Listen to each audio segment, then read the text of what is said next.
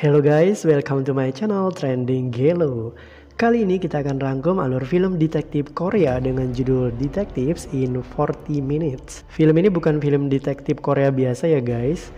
Menurut aku nih, film ini memecahkan rekor pengungkapan pelaku pembunuhan tercepat guys. Kok bisa? Nah makanya guys, simak rangkuman alur ceritanya ya dari awal sampai akhir video. Dan simak juga review filmnya di bagian akhir video ya guys. Ya kali aja kalian bisa nebak siapa pelakunya dan apa motif dibalik pembunuhan tersebut. Oke, tanpa banyak basa-basi, kita langsung ke TKP.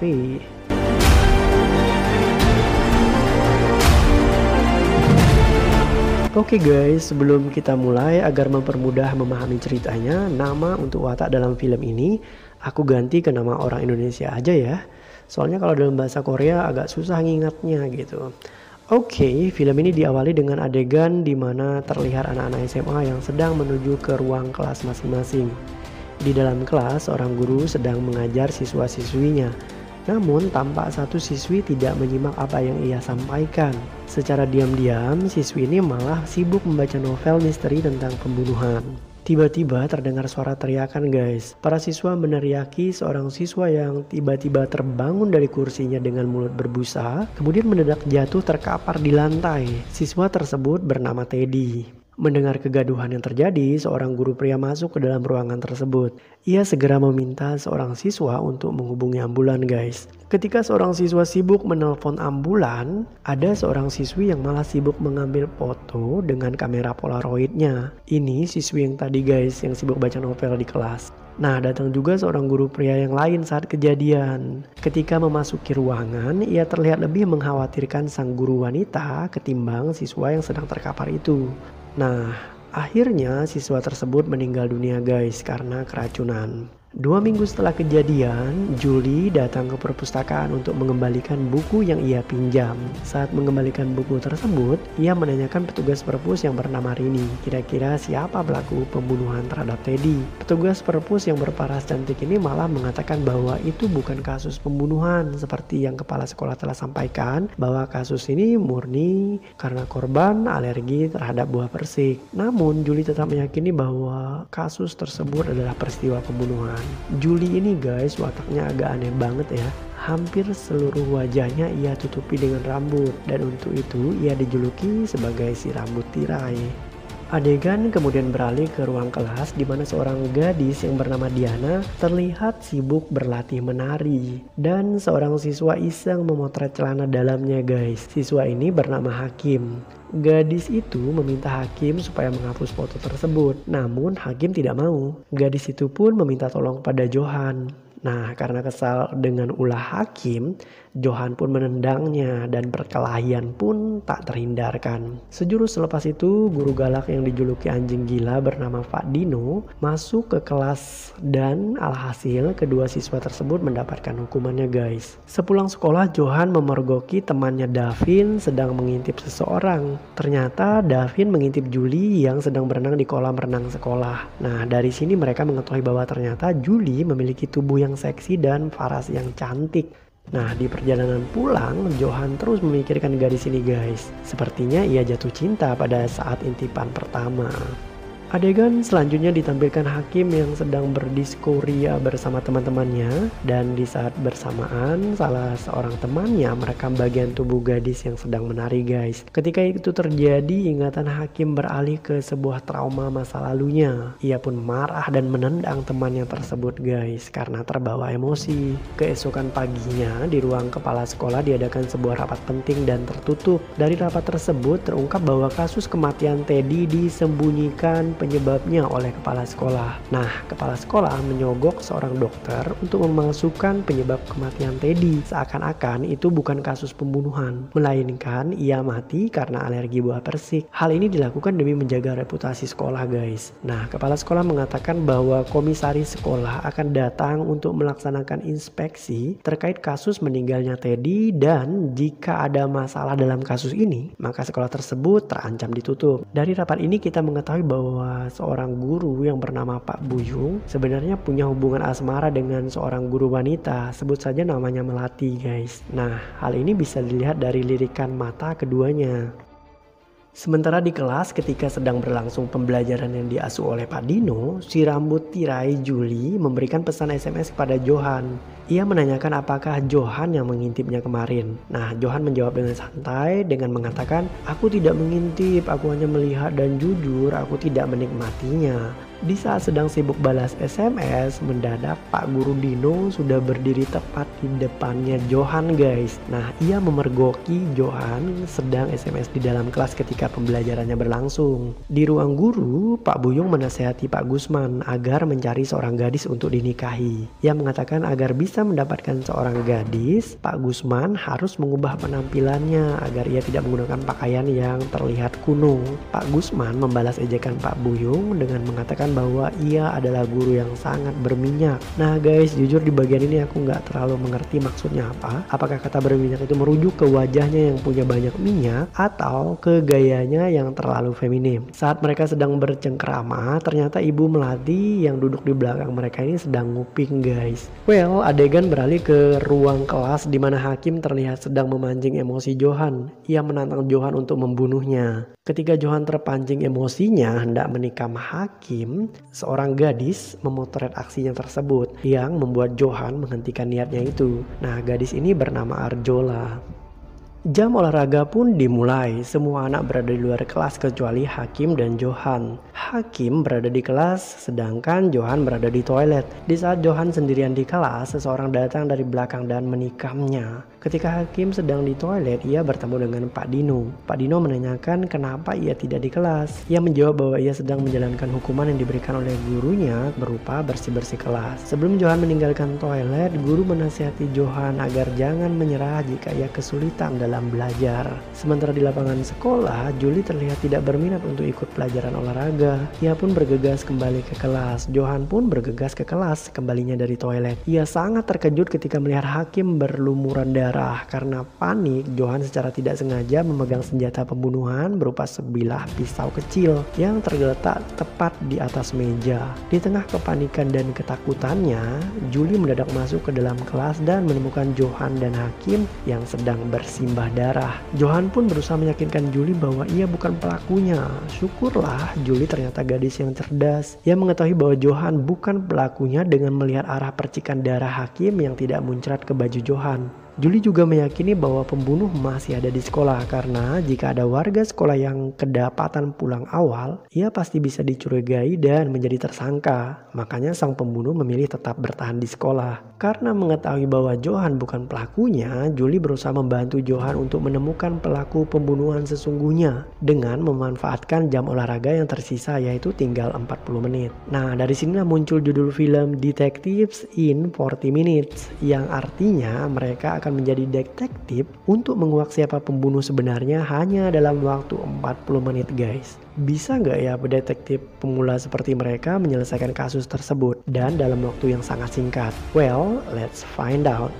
Supaya melepaskan Johan dari tuduhan pembunuhan, hal pertama yang Juli lakukan adalah menutup pintu dan tirai jendela, menghapus sidik jari Johan yang ada di pisau, dan membersihkan berkas darah yang terkena seragam Johan saat ia memegang pisau dan mencoba membersihkan tangannya dengan mengelap noda tersebut di bajunya. Singkat cerita, Johan pun diminta ganti baju. Kebetulan Doi punya baju cadangan guys. Saat Johan ganti baju, Juli balik mengintipnya. Johan pun kaget dan bertanya kenapa ia mengintip. Juli menjawab dengan jawaban yang persis yang pernah dilontarkan Johan kepadanya. Aku tidak mengintip, aku hanya melihat dan jujur aku tidak menikmatinya. Wah, satu sama dong. Nah, saat Johan sedang membersihkan tangannya di toilet karena bekas darah, Juli bertanya-tanya kenapa pembunuh mengambil HP dan juga laptop korban. Ketika Johan kembali dari toilet, betapa kagetnya ia melihat Juli yang sudah membuka rambut yang menutupi wajahnya. Dan di sini Juli terlihat sangat cantik banget guys. Oke, di lain kesempatan komisaris sedang datang mengunjungi sekolah untuk inspeksi. Ia pun disambut ramah oleh kepala sekolah dan beberapa guru. Hal pertama yang ingin dicari oleh Juli dan Johan adalah kemana laptop dan HP korban yang hilang. Jadi mereka pun berinisiatif memeriksa ruangan guru. Saat Johan ke sana, ia melihat hanya Pak Buyung yang tersisa di ruangan. Johan pun membohongi Pak Buyung dengan mengatakan bahwa Pak Komisaris sedang mencarinya. Ketika Buyung keluar ruangan, Johan menggeledah mejanya dan menemukan laptop dan HP korban. Selain itu, Johan juga menemukan foto Pak Dino bersama anaknya dalam laci meja milik kerja Pak Dino. Well guys, sampai di sini aku akan ungkap siapa pembunuh yang telah menghabisi Hakim dan apa motif di balik pembunuhan tersebut.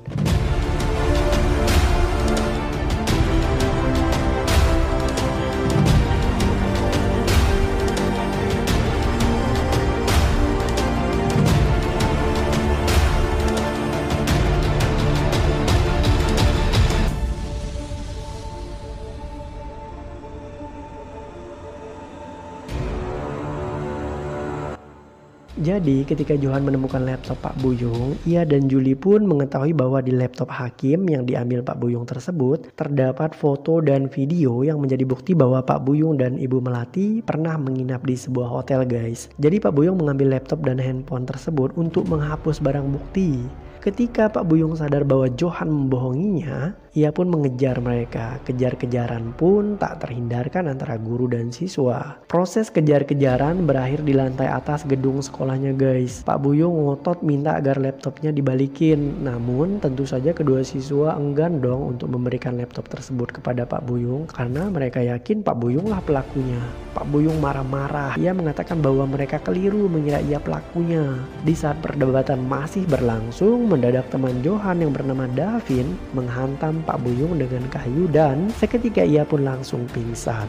Nah, setelah dicek laptopnya ketahuan nih jika mereka memang punya hubungan gelap padahal keduanya sudah menikah. Hakim mengetahui hal tersebut, ia memotretnya dan bahkan mengancam keduanya. Nah, apakah itu alasan Pak Buyung menghabisi Hakim? Guys, adegan beralih ke Johan yang melirik jam tangannya yang menunjukkan pukul 12.15. Itu artinya 25 menit waktu sudah berlalu dari 40 menit yang tersedia. Karena setelah itu jam olahraga akan segera usai dan anak-anak harus masuk ke kelas. Ketika Johan berniat kembali ke kelas untuk membuka tirai jendela dan pintu kelasnya guna menyingkap kebenaran dari kasus ini guys, ia malah menemukan Pak Dino di ruangan dengan memegang sebilah pisau kecil milik sang pembunuh. Bahkan Pak Dino sendiri yang mengakui bahwa ia yang membunuh Hakim.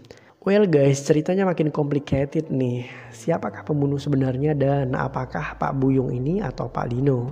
Well guys, ini kebenaran yang terungkap dari misteri di balik pembunuhan Teddy dan Hakim. Nah, sesaat ketika Pak Dino memperagakan bahwa ia yang menikam Hakim, sesuatu terjatuh dari mayat Hakim. Benda itu ternyata sebuah kancing dari jas milik si pembunuh. Dari sinilah Johan sadar siapa pelaku yang sesungguhnya. Karena kancing jas milik Pak Dino tidak sesuai bentuknya dengan kancing gas yang terjatuh di TKP. Johan pun bergegas menuju loteng untuk menemui Buyung guna mencocokkan kancing tersebut dan hasilnya boom. Ternyata tidak cocok guys. Itu artinya Pak Buyung dan Pak Dino bukan pelakunya. Jika Pak Buyung dan Pak Dino bukan pelakunya, terus siapa dong?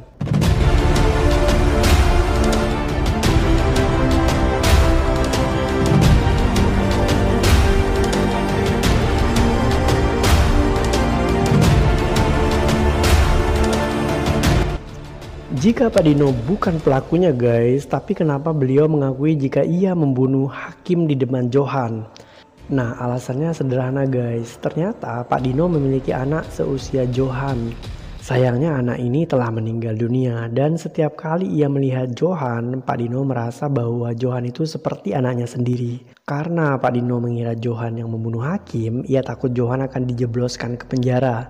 Makanya ia memilih untuk mengakui pembunuhan tersebut. Sedangkan untuk tersangka Pak Buyung, ia sebenarnya memang berniat menemui Hakim di kelas untuk bernegosiasi perihal ancaman siswa tersebut kepadanya. Namun sebelum ia sempat melakukan itu, Hakim telah ditemukan tewas terlebih dahulu. Karena Hakim sudah tewas, ia pun berinisiatif untuk mengambil laptop dan handphonenya guna menghapus foto dan video yang membuktikan bahwa ia dan Bu Melati pernah berduaan di sebuah hotel. Well guys, inilah bagian yang aku sukai dari alur film ini. Ternyata permasalahannya tidak sesimpel itu guys. Jika Pak Buyung dan Pak Dino bukan pelakunya, praktis ada tersangka lain dong yang harus kita cari. Nah, masih ingat kan kematian Teddy? Sebenarnya Teddy mati karena minuman yang diberikan Hakim kepadanya. Sejatinya itu adalah minuman Hakim yang sudah dimasukin racun oleh si pembunuh guys. Targetnya jelas, si Hakim itu sendiri. Namun karena Hakim tidak sengaja memberikan minumannya kepada Teddy, akhirnya korban menjadi salah sasaran. Adegan film berlanjut ke Julie yang berlari meninggalkan Johan dan Davin di atas loteng bersama dengan Pak Buyung. Julie berlari menuju ruang perpustakaan karena ia yakin Rini sang penjaga perpustakaan lah sang pelakunya. Ia meyakini Rini karena ia yakin hanya orang yang punya banyak waktu luang lah yang bisa melakukan pembunuhan di sekolah. Setibanya di perpus, ia pun langsung menanyakan Rini siapa pembunuhnya. Untuk sesaat Rini terdiam sepersekian detik guys. Setelahnya ia malah balik bertanya. Nah, belum sempat Julie menjawab, datanglah Pak Gusman. Ia terlihat santai memakan apel yang dikupas oleh Rini sang penjaga perpus tersebut. Dan di saat itulah Julie melihat kancing jasnya terlepas satu.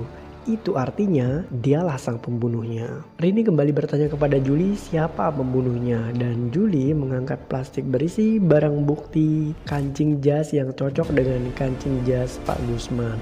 Cerita kemudian beralih ke alur mundur di mana Rini mengingat bahwa Hakim mengancamnya. Hakim marah karena ia menemukan video ayahnya bermesraan dengan Rini ketika Rini masih duduk di bangku kuliah. Nah guys, masih ingat kan adegan di mana Hakim marah dan menendang temannya ketika mereka sedang berdansa dan berdiskoria? Sebenarnya adegan tersebut mengingatkan Hakim akan trauma masa lalunya guys, terutama terkait dengan ayahnya dan Rini. Karena ayahnya pernah memiliki hubungan dengan Rini dan mereka memvideokan hal tersebut. Karena tidak terima dengan hal inilah, Hakim kemudian memilih memeras Rini. Tidak terima orang yang dikasihi diperas oleh Hakim, Pak Gusman memilih menghabisi Hakim.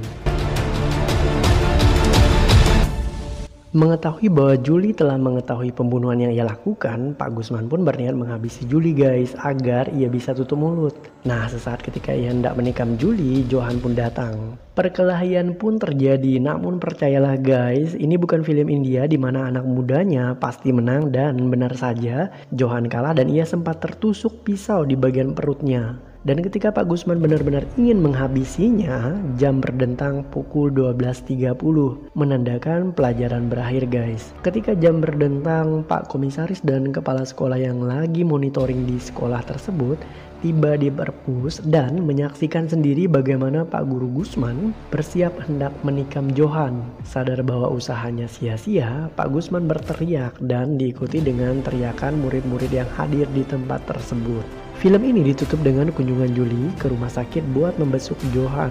Di sini ia terlihat cantik sekali dengan rambut berombak tanpa menutupi wajah seperti tirai di adegan sebelumnya. Setelah melempar buku pelajaran Johan keluar dari jendela, Julie pun berniat mendaratkan ciuman ke bibir Johan. Namun sebelum sempat ia lakukan itu, Arjola seperti biasa mendadak hadir di ruangan dan merekam adegan mereka. Untuk sesaat mereka menghentikan ciuman, tetapi saat selanjutnya mereka tak pernah peduli lagi apa yang dilakukan Arjola. The kiss goes on.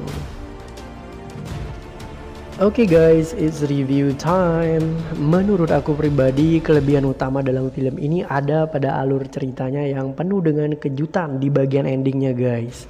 Nah, jujur itu keren banget dan aku pribadi merasa terpuaskan. Dalam film ini, penonton disajikan sebuah cerita yang asik di mana kita bisa menebak siapa pembunuhnya dan apa motif pembunuhan yang dilakukan.